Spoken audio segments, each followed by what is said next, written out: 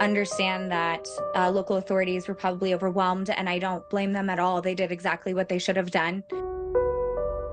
The Goncalves investigation into the Idaho 4 murders. I found neighbors' Ring camera footage so that I can verify that the Uber driver took her home. Let's hear straight from the Goncalves family what their investigation entailed in those first few days. Gosh, I give you a lot of credit. You're almost like a detective here, putting all the pieces together. Your God-given best friend. We were supposed to do everything together. In today's video, we're going to be covering the things that the Goncalves family investigated on their own. We're going to be revisiting interviews from multiple media sources. Not limited to, but including Chronicles of Olivia's exclusive interview with the Goncalves family. So get comfortable, hit that like button, and let's get into it.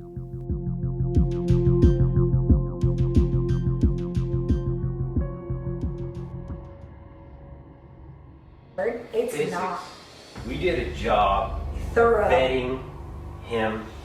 I asked him to, yes, like, did he have any scratches? Did he have any bruises? He came here immediately after it happened. He can prove that he had none. Lee demanded that the young man submit to the indignity of a physical inspection. Jack promptly rolled up his sleeves, lifted up his shirt, exposed his neck, and displaying his hands both palms up and down, while Steve meticulously searched in vain for a telltale scratch or bruise. But Steve was not done. Caught up in the newfound forensic professionalism, he took a series of photographs documenting Jack's unblemished state. It was exculpatory evidence that would come in handy, he'd felt, as the authorities proceeded to compile their list of suspects. No, I checked his shoes. Yeah. I checked his car. I checked his hands. I took I photos. checked his neck. Yeah. He came over in shorts. Yeah. Within hours. And he was happy for Kaylee. Yeah. Whether they were, I think they were close to getting back together. Maybe they weren't. Maybe they were. Whether she was moving without him or not, he had nothing but love. I think they were close to getting back together. Maybe they weren't. Maybe they were. Whether she was moving without him or not.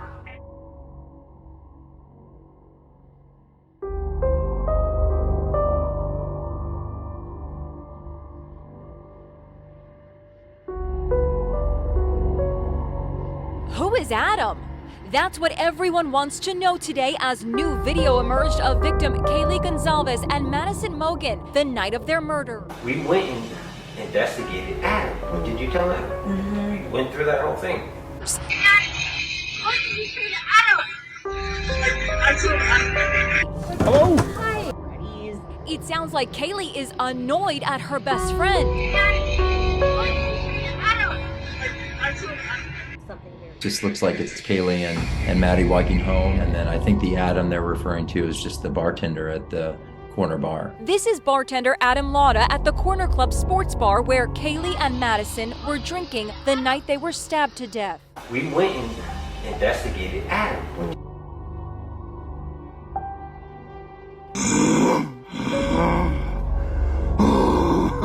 He is not a suspect. Adam is about her trying to get back with Jack. Day Because they're one. roommates. Day one of this all happening, Jack was right there in the trenches with me, reaching out to people Kaylee had called. Who is Spent this? the first 3 nights here on our couch after he came. It sounds weird that we asked him to show us his arms and stuff if we trusted him so much, but I mean, I think that, and I said, and I looked him in his eyes and he was crying and I was crying. I said, I'm so sorry. We that I hate have doing to this ask, too, but we have but to can do it broke his heart. Yeah. And he was just like, Nobody was sticking up for like, me. lifted up And his we shirt. were sticking up for him. And I said, okay. We're I said, not I'm so blindly sorry. stupid parents. Yeah. He could not leave us. He did not make me feel good either. But I mean, I was just like. But when people are like, how do they stick up for him blindly? We're not blind. No. We have And we know that done kid's our heart. due diligence. We know his family.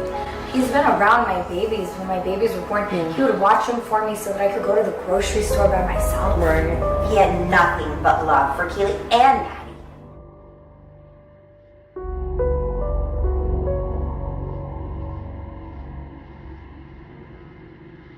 He could not leave us. That's why the FBI agent said, Steve, slow down. We realize you guys are ahead of us. We realize that you guys have this chain of thought, and you're going where we're going, but we're an organization, and we have to check it a little bit slower than you. And you're just ripping through it, and you're ready to tell everyone. He's like, slow down. I'll cut to the chase. Yeah.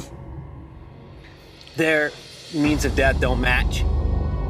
Maddie's They don't. and Kaylee's cause of death, it does not match based on the autopsy report. They don't match. Would indicate that one of them. He doesn't have to may go have up been the target. steps. Let's stop playing games, guys. I need somebody to step up and be an alpha. Be somebody to be a leader. Don't make me do it. I don't want to do it. He doesn't have to go up the steps. Their points of damage don't match. I'm just gonna say it. It wasn't leaked to me. I earned that. I paid for that funeral. I paid for that. It's my right. You ain't taking that from me. Calm down. If you don't want to say nothing, that's your bet. But don't say I'm leaking anything. I paid that bill. He's like, slow down. And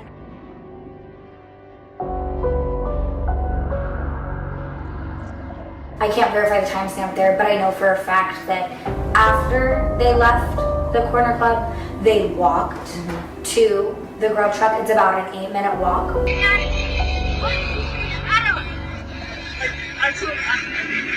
So when you factor that in, and then they ordered food, they were at the grub truck for about 10 minutes, and they didn't leave the grub truck until the Uber driver had arrived at 1:49. And those So cameras if you would work suggest- backwards, that timestamp doesn't match up. So We are not going to go to bed and wait for other people to resolve a family problem. This is a family problem. And This is a both those girls are our girls, and we are not, I'm not handing over. I thought about it. I thought, like, here, just take care of my family and make sure that you find the right guy. And I eventually got to a point and said, you know what? My family, we're all G's. We call ourselves G's because nobody can pronounce our name. We are not going to sit here and let somebody else do a job that we can't add value to. Olivia found the Twitch video that actually solidified the timeline. We watched the Ring video that showed them pulling up, and we're like, that's them. It's 1:56. That's what time they got home. And there's the car leaving, and yeah. So we're working. And I have my phone. Kaylee's phone is my phone, so we saw all the calls that she had made, and we with an exact time. And I reached out to every person she called. I had them send screenshots of the communications that had happened on that day, of texts with my sister, of the call with my sister. How long was your phone conversation with her? Just to do whatever I could in those first few hours, because unfortunately by the time we even found out, they'd been gone for more than 12 hours. On November 13th at 11:58 a.m., a 911 call was made from one of the roommates' phones at 1122 King Road, reporting an unconscious person. Responding officers found the 4 victims on the second and third floor of the home. November 15th, the Moscow Police Department issues a statement saying that although no weapons have been located based on preliminary information, investigators believe that an edged weapon, such as a knife, was used. They also state that based on information from the preliminary investigation, investigators believe this was an isolated, targeted attack, and there is no imminent threat to the community at large. November 16th, 3 days after the murders, the Moscow police held their first press conference. Police Chief James Fry called it a targeted attack and stated they do not have a suspect and the individual is still out there.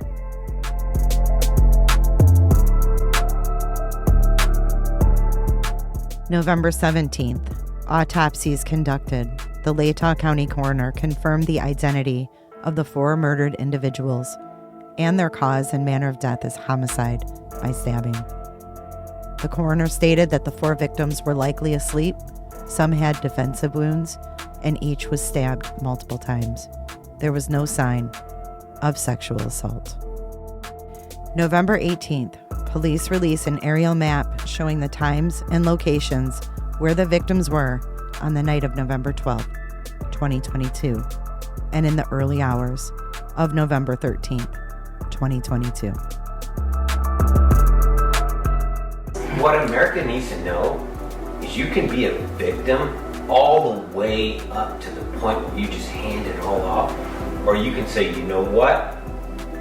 We have a moment in time to make an impact, do our due diligence, listen to what people are saying, write down like notes, and you can be a part of solving it and work on it. Anyone who thinks that one officer or one department can do this alone, 4 people, they're crazy. Yeah. This takes the whole community. This takes all of us to solve. We can't put this on one man, one officer, one police person, one deputy, one sheriff. We have to all come together and say, you know what, this is on us. Are we going to let these people exist and go undetected? Or are we all going to come together and say, this is enough. We are going to stomp this guy out of our community. And I'm telling you right now, we're coming for you. Yeah. You're going to get stomped out. Yeah. I feel like America is behind the scenes. The only role that we can play is to keep this hot, then that's what we'll do. Yeah. You know, I'm not going to sit there and say, I have the tech that the FBI does. I'm not going to say I'm smarter than these people or anything like that. But I'm saying our role as a family is it's ebbing, it's flowing, it's molding, it's this one day, it's this another day. And we are there for whatever that is, but it's never going to be for us to sit back and do just nothing. You know, if it's pushing, if it's letting off the gas, if it's, you know, going down to Moscow, going door to door, asking for cameras, asking for testimony, whatever it is, we're not going to stop. This is a small community, and we're not going to let this become normal. We're not going to let this become normal. No, you don't go to sleep at night and somebody sneaks in your house. You don't go to sleep at night not knowing at the end of the day you did absolutely everything you could have that day. To just your own capabilities. You know, I'm not saying go out there and you do a bunch of crazy shit. I'm not saying that. Or yell at other people that they didn't do it. Right. You're but doing to do whatever you can yourself so that you can go to bed at night saying, Kaylee and Maddie, I still got you. Still gotta sleep, but I still got you. Sometimes it's media, sometimes it's not. Because they don't have a voice anymore. They don't. But it doesn't mean that it stops where it stops. There's a new way to find justice.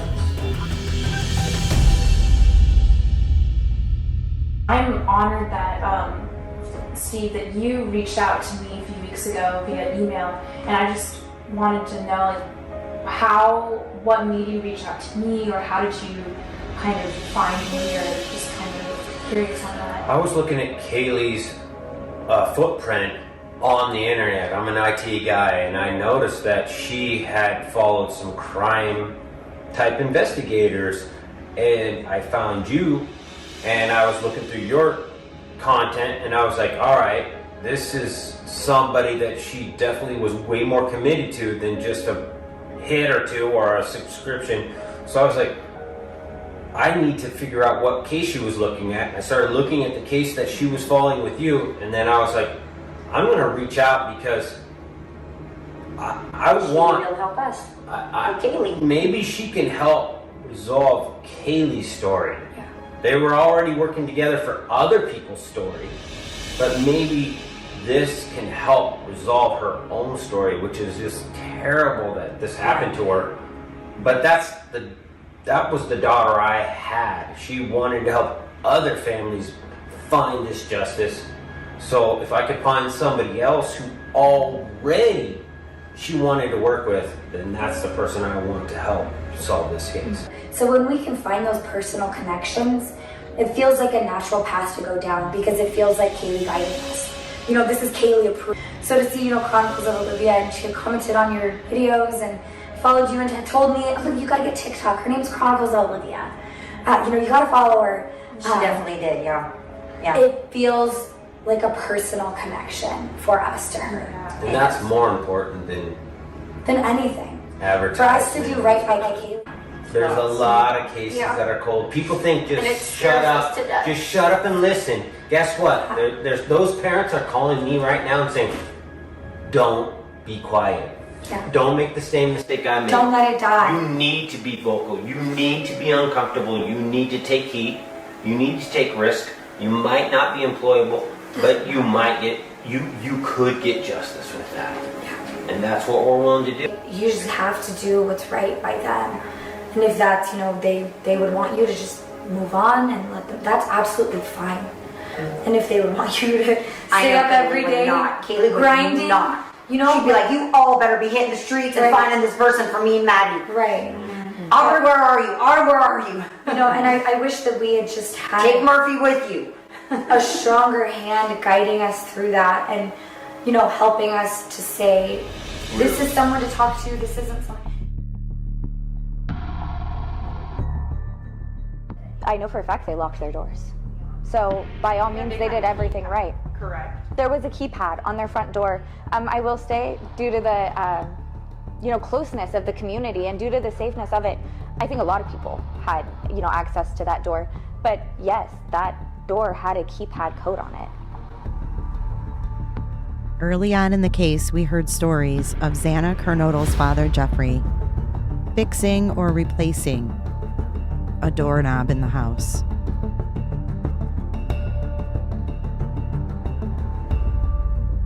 Name? Xana. Xana, do you live here? Yes. No. Megan Mogan? Maddie Mogan, yes. Madison Mogan? Yeah. Madison Mogan? Okay. Xana, do you live here? She is at the club. She's 21. I'm just going to bed. I have a couple friends over, but this is my ID. Have you talked to Maddie tonight? Yes, I have. Oh. She's at the corner club. Okay. Did she tell you anything about anything that happened earlier or anything like that? Honestly, not really. I've just been here the past hour. Okay. Xana, do you live here? Yeah. Madison Mogan? Yes. Madison Mogan? Okay. She does live here. Sorry. She collected memories. She loved taking photos. She loved having a very social life. She loved being that person on social media, and there's nothing wrong with that. So I know that those profiles are public, and I beg people to look at those gracefully. But yeah, look at them, because they were real human beings, Kaylee and Maddie, and they posted real college girl things, and they loved it,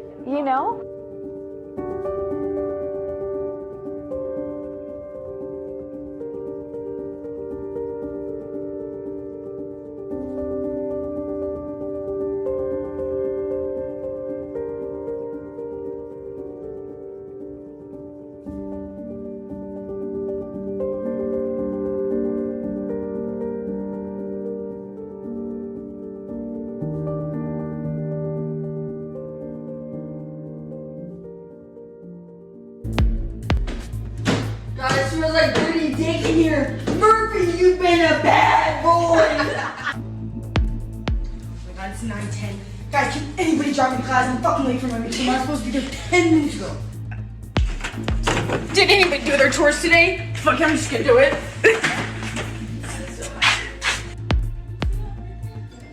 Oh shit, you guys, it's 8. Gotta go, Jake's calling. Oh, Jake's calling.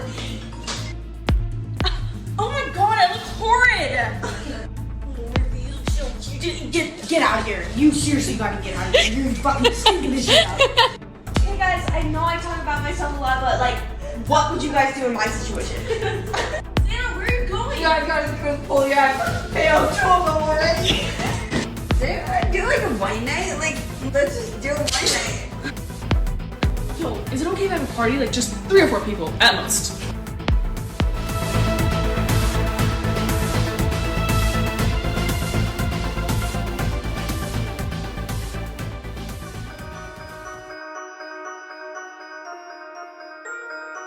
Kaylee Goncalves' sister Olivia shares with me something she found disturbing on the day of the murders. Here's a screenshot of Kaylee's LinkedIn account. Notice how Kaylee's account was active at 11:33 p.m. on November 13th. This was 12 hours after the 911 call was made, and her account was deactivated. The content is unwanted or harmful. But, I mean, obviously I didn't report it. Olivia also shows me an email where she messaged Moscow PD and asked them why they deleted Kaylee's LinkedIn. They replied and said it was illegal for them to do that, and it was not them. So the big question is, who was logged into Kaylee's LinkedIn, and why was it deleted? Kaylee had other social media accounts. Why her LinkedIn? We're not getting any answers, and we're not going to settle for that. Just hours before they were murdered, she also tracked down their Uber driver. I found neighbors' Ring camera footage so that I can verify that the Uber driver took her home. She was slain. At 2:26 a.m., Kaylee starts to call Jack. Kaylee calls Jack 6 times between 2:26 a.m. to 2:44 a.m. Gosh, I give you a lot of credit. You're almost like a detective here, putting all the pieces together. Understand that local authorities were probably overwhelmed, and I don't blame them at all. They did exactly what they should have done. But we're losing critical time, and I want more coverage. I want more done. I understand that we can't release information. It's an ongoing investigation. I don't ask for that. I don't want to impede on anything, but I want more people speaking out. And if that takes the police to push that agenda, that's fine. But unfortunately, I feel like it's been me and the families pushing that agenda, and that's been really difficult. For me, I think that we have 4 names that we can remember and we should remember. And that's Kaylee Goncalves, Maddie Mogan, Xana Kernodle, and Ethan Chapin. Seen a lot of change, been through a lot of pain. Some things are not the same as they were a year ago, but all will be okay. I move on each and every day. The past is where it stays, way back a year ago. I hope you enjoyed this video, and we always remember the victims. I thought I would never be fine. I strive just to say I'm alright, and for the first time in a long time I'm alright. I've seen a lot of change, been through a lot of pain. Some things are not the same as they were a year ago, but all will be okay. I move on each and every day. The past is where it stays, way back a year ago.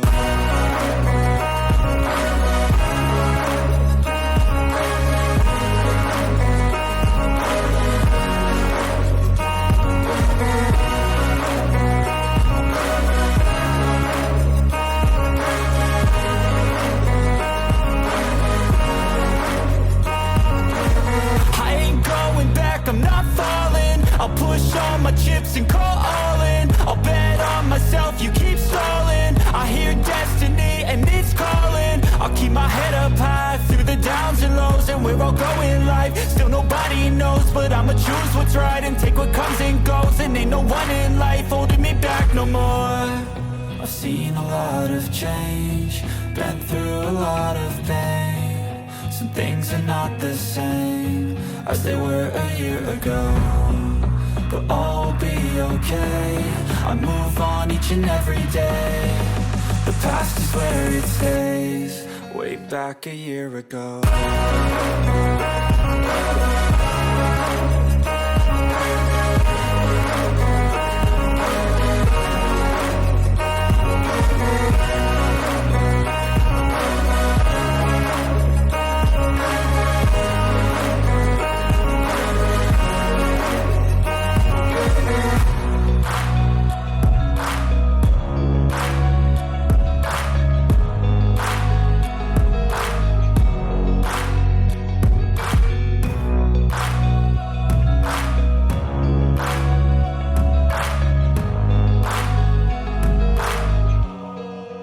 Back a year ago. our thoughts go out to all of the families and friends of the Idaho 4. But I also want to get your thoughts on some of the information in this video. Make sure you leave your comments in the comment section below. Let's keep this conversation going. And make sure you've got your notifications on so you get notified for every Wednesday video drop. And I'll see you in the next video. Be sure to check out my other videos and playlists for more true crime content. And if that's not enough, you can join our Patreon. Don't have a tinfoil hat? It's okay. We'll make you one. It's that easy. See you guys in the next video. See you later. Bye.